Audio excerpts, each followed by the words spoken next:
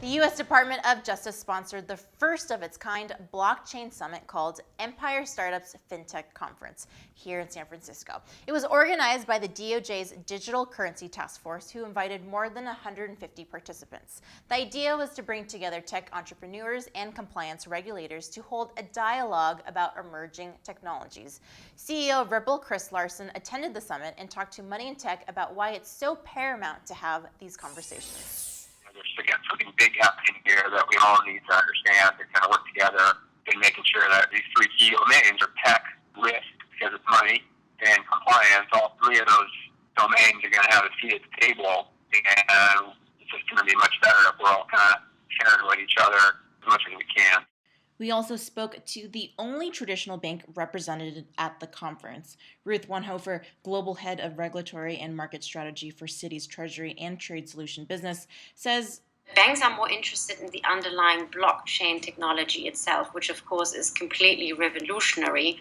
And that was really the part of the panel that I was on towards the end, which was looking much more at what services and processes does blockchain enable in the financial industry at large, and how can the new technology really make life much more efficient.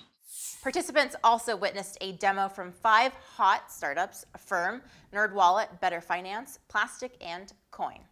Maybe the CEO of JPMorgan Chase didn't get the DOJ's invite to the FinTech conference because Jamie Dimon has some serious doubts about the future of Bitcoin. Speaking at a conference hosted by Fortune magazine this week, Dimon cited that no government will support a monetary system that goes around borders. It's just not going to happen.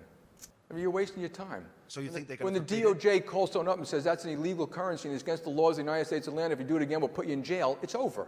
So you really there's no issue. There will be, and this is my personal opinion, there will be no real non-controlled currency in the world. There's no government that's going to put up with it for long. It's kind of cute now. You know, a lot of the senators in Congress will say, I support Silicon Valley innovation. There will be no currency that gets around government control. His prognosis is that the U.S. dollar will eventually trump any alternative system. And if there was a case in which Bitcoin became more valuable, the U.S. government would crack down. Time out. I'm confused because Dimon said JPMorgan established a study group to examine the blockchain technology used to record Bitcoin transactions. According to Fortune magazine, he said, quote, blockchain is like any other technology. If it is cheaper, effective, works, and secure, then we're going to use it, end quote. So I guess it's a waste of time and even illegal to support Bitcoin and virtual currency, but it's okay to support the technology behind it. Okay, Jamie, okay. The undercover DEA agent in the Silk Road who took a page out of Training Day was sentenced by a San Francisco judge to 6 years in prison. Huawei will spend $1 billion over the next 5 years to expand its cloud computing services. The bill has been met with massive opposition from several major tech companies.